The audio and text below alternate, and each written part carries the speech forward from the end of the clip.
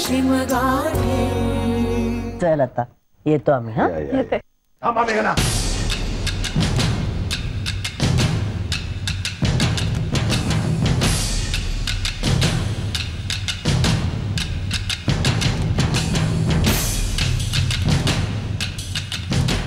कुठे निघाला? कुठे निघालात? बापाच्या आबरूचे धिंडवडे काढायला लाज नाही वाटत? लाज? सुरेशराव, काय करताय तुम्ही?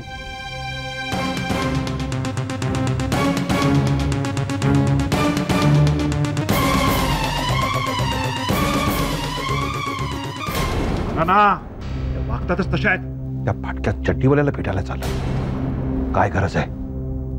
काय गरज आहे?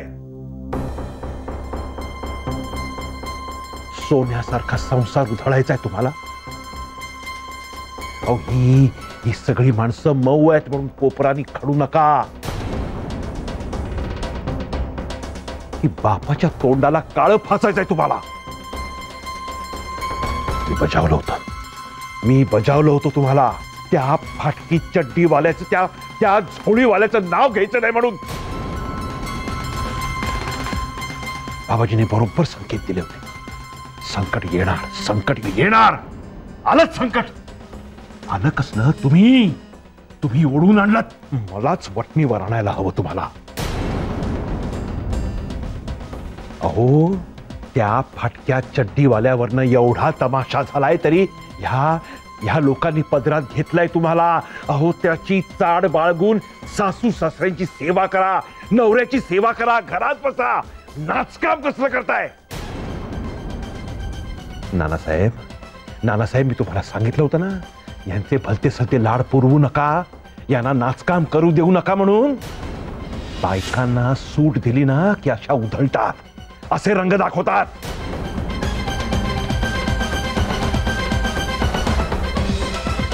पाहिलेत काय दिवे लावले ते? आता ह्या पुढे ह्या घराचा उंबरठा जरी ओलांडलात ना आणि त्या फाटकी चड्डीवाल्याचं नाव घेतलं ना, थोबाड इकडचं तिकडे करून ठेवीन। बस।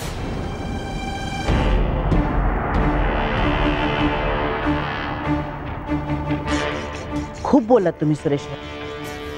माझ्या घरची माणसं सभ्य आणि समजूतदार आहेत आणि तुम्ही माझ्या सुनेचे वडील आहात म्हणून आजपर्यंत आम्ही सगळं ऐकून घेतलं। पण ना तुम्ही कधी वडिलांसारखे वागलात ना कधी बोललात। मेघनासारख्या प्रामाणिक आणि सरळ मुलीवर काय वाटेल ते आरोप करताय तुम्ही। लाज कशी वाटत नाही हो तुम्हाला? अहो पोटची पोर येते तुमची आणि काय म्हणालात तुम्ही? बायकांना सूट दिली की बायका बिघडतात। काही उदाहरण आहेत का तुमच्याकडे? उलट बायकांना मोकळीक दिल्यानंतर त्या स्वतःच्या आयुष्याबरोबर दुसऱ्याच्याही आयुष्याचं सोनं करतात, याची अनेक उदाहरणं आहेत माझ्याकडे। कुठल्या काळात वावरताय तुम्ही सुरेशराव? जागे व्हा, जरा डोळे उघडून बघा आजूबाजूला। मेघना निष्कलंक आहे, दोष तुमच्या दृष्टीत आहे आणि त्या जे काही करते ना ते तिच्या नवऱ्याच्या सोबतीनं करते आणि आम्हाला विचारून करते। आमच्या सुनेवर पूर्ण विश्वास आहे आणि आम्ही सगळे तिच्या पाठीशी उभे आहोत। खबरदार पुन्हा जर आमच्या लेकीला काही बोललात तर आणि तिच्यावर हात उगारलात तर। माई,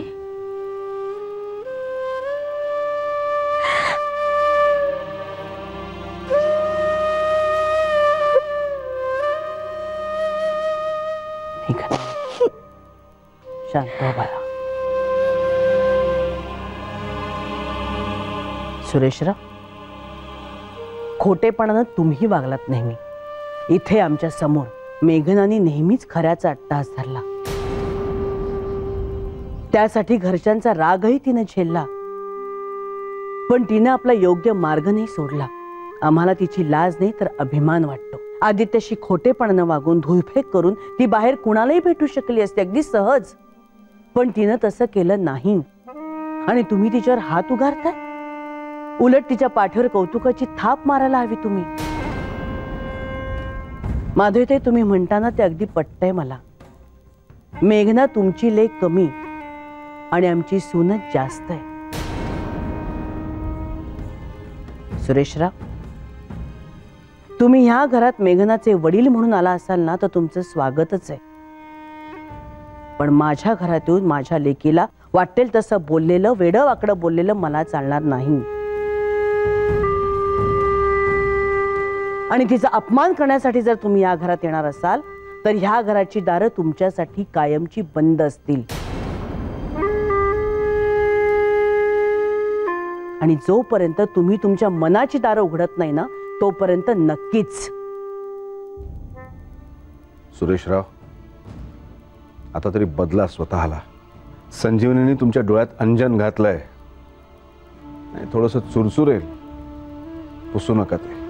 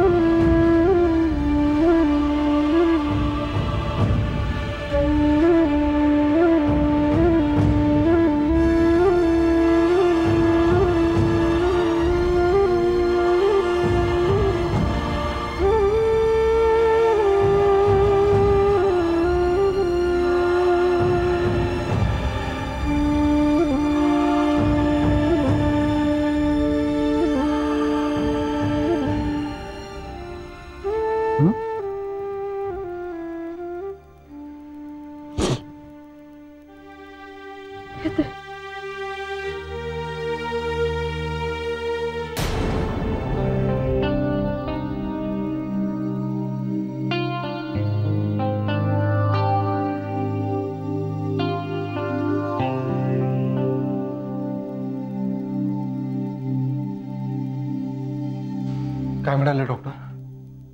काय नाही, अजून तळ्यात मिळतच आहे. पर डोनरला फोन करू का विचारलं तर म्हणतात नको, औषध बदलून दिले.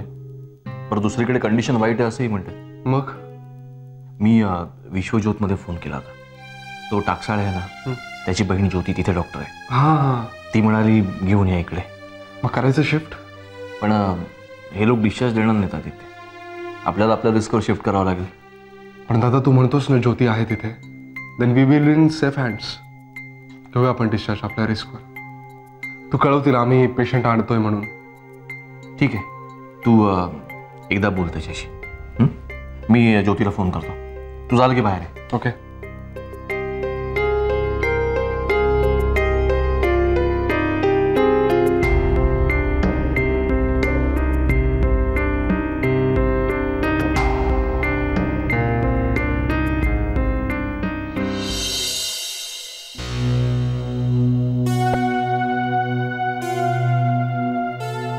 नाना चहा. असं कधी झालं नव्हतं नाही आपल्या घरात. काय भयंकर बोलत होते मेघनाचे बाबा. जग किती बदललंय. अजूनही बायकांविषयी अशी मतं असतात लोकांची. आहेत बरेच आहेत असे महाभाग. आणि थोडं थोडं का नाही, चांगले भरपूर आहेत. रोज पेपरमध्ये वाचतो ना आपण. गढूळ दृष्टीच सगळं जगणं बिघडवून टाकते. सुरेशरावांनी या असल्या लोकांच्याच मनात दबा धरून बसलेले विचार बोलून दाखवले. नाही पण संजीवनी अगदी करेक्ट वागली त्यांच्याशी. असला विचार असणाऱ्यांना बायकांनीच धडा शिकवायला हवा. हिंमत झाली नाही त्यांची पुढे काय बोलायची. हो ना, इतके दिवस माईंचं आम्ही प्रेमळ रूपच जास्त पाहिलं होतं. म्हणजे चिडायच्या कधी त्या अन्याय झाला तर, पण अगदी साक्षात रणरागिणीचं रूप मात्र आजच पाहिलं. आणि विशेष म्हणजे हे तिने तिच्या लेकीसाठी नाही, सुनेसाठी केलं. त्याला म्हणतात न्याय. नुसता न्याय नाही नाना, मूर्तिमंत न्याय. करेक्ट.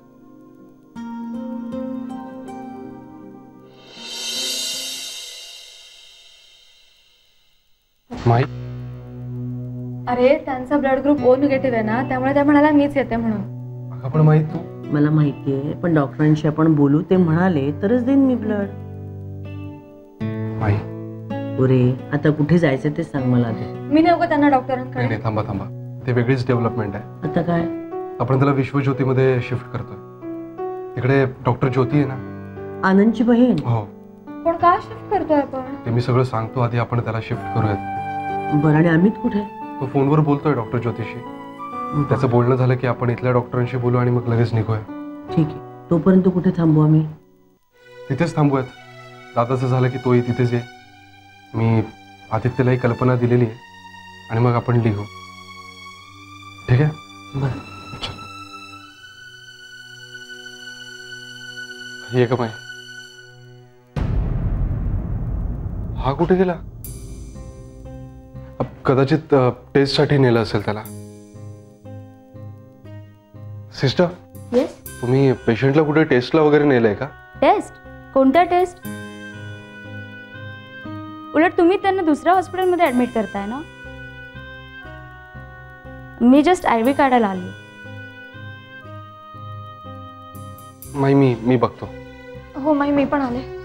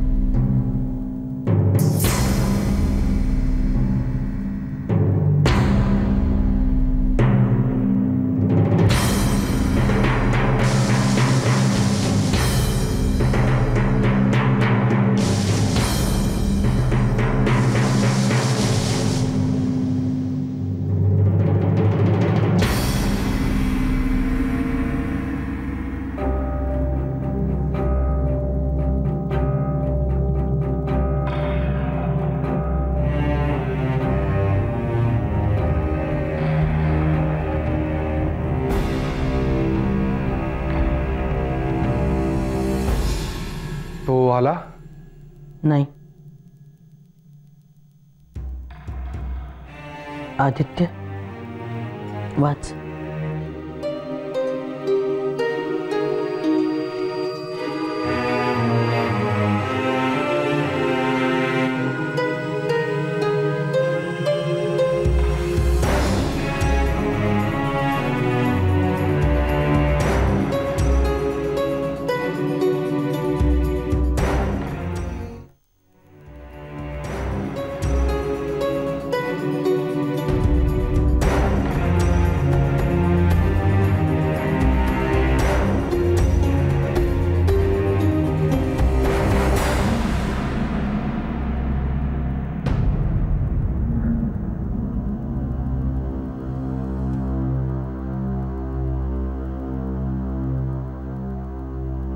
प्रिय आदित्य,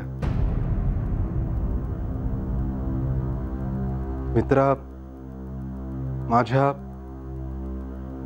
म्हणतोय, पण त्यात वावगं प्रेम नाहीये. मेघनाला तू खूप सुखी केलंयस. तू आणि ती तुमच्या मायेच्या माणसात गुरफटला. पाहिलं मी डोळे भरून प्रेम. क्षणभर उठली होती कळ काळजात, पण जे झालं ते योग्यच झालं. Not we, but you two were destined to meet.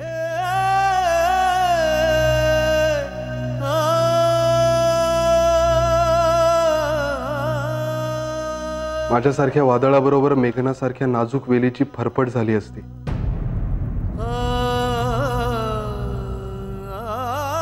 तू तिचा आधार आहेस. तुझ्या जोडीनं ती फुलेल, बहरेल.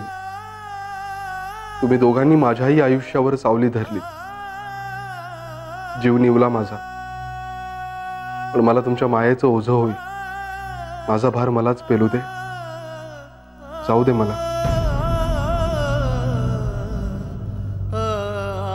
मित्रा,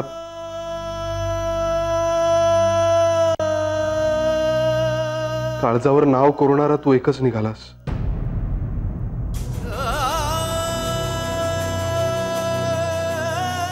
मला जाऊ दे आता. तुमचा आदित्य नगरकर.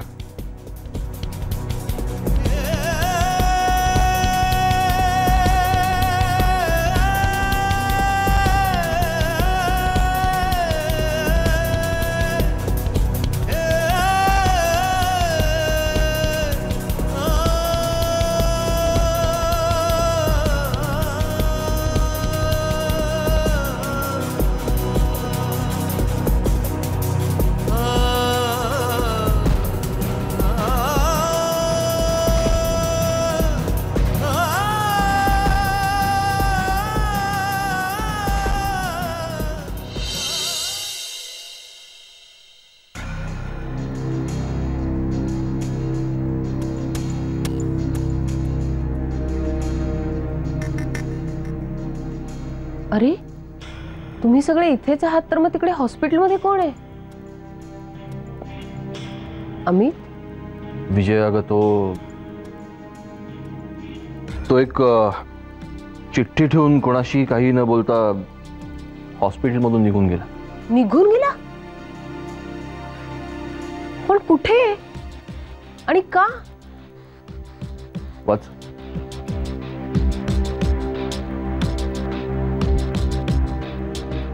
प्रिय आदित्य, मित्रा, माझ्या म्हणतोय, पण त्यात वावगं प्रेम नाहीये.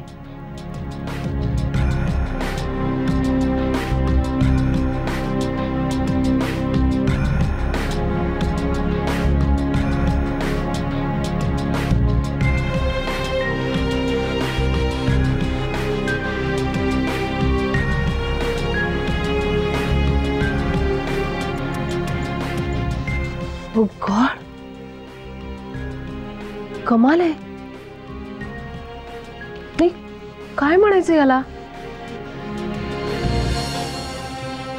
अरे त्याची तब्येत खूप खालावली होती ना अमित? हो, तरीही तो. मग आता माहित नाही. आम्हाला सगळ्यांना कळत नाही की काय करायचं.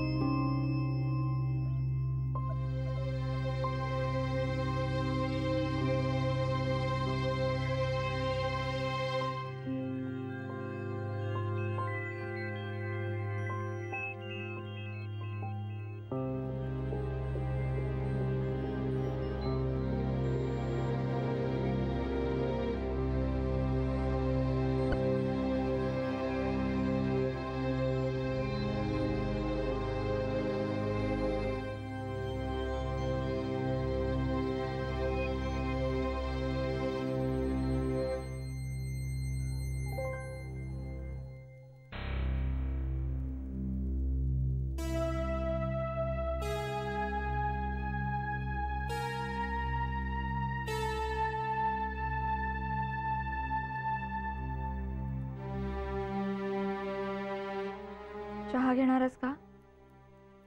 आदित्य, अरे तुझ्याशी बोलतेय मी. हा, चहा घेणारस का विचारलं.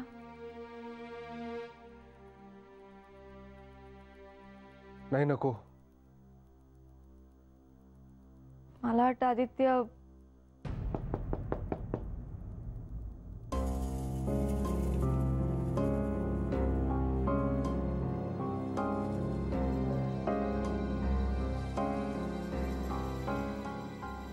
केस पेपर्स त्याचे.